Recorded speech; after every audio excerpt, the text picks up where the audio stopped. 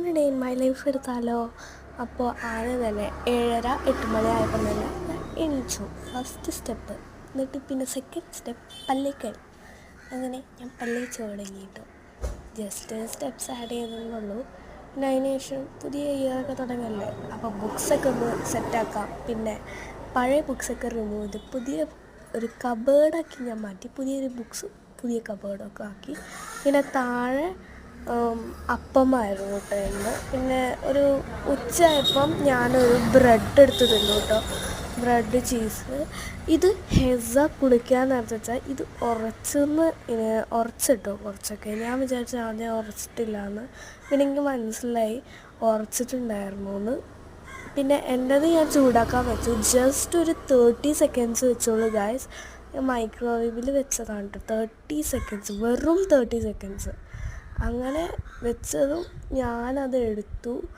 Bread ഒന്നായിട്ട് അങ്ങനെ ഞാൻ തുറന്നു. എൻ്റെ കൈ അങ്ങോട്ട് പൊള്ളിയിട്ടോ. ആ ബ്രെഡ് എന്നെ പറ്റിച്ചു. പിന്നെ ഞാനത് വേഗം ട്രാൻസ്ഫർ ചെയ്തു കേട്ടോ, കൈ ചൂടാവാതിരിക്കാണ്ടിരിക്കാൻ. പിന്നെ ഞാനങ്ങനെ ഉച്ചക്കൊന്നും അധികം തിന്നില്ല. അപ്പോൾ ബ്രെഡാണ് കേട്ടോ ഞാൻ തിന്നാറ്. അപ്പോൾ എൻ്റെ കൈ പിന്നെയും പൊള്ളി. ബ്രെഡ് എന്നെ പിന്നെയും പറ്റിച്ചു ഗൈസ്. അങ്ങനെ ഞാൻ കുറേയൊക്കെ കഴിച്ചു. പിന്നെ ഹെസ അങ്ങോട്ട് വന്നു കേട്ടോ. ഹെസ വന്നപ്പോൾ ഹെസേൻ്റെത് ബ്രെഡ് ശരിയാക്കിയായിരുന്നു. ഞാൻ അവിടെ ചൂടാക്കിയായിരുന്നു.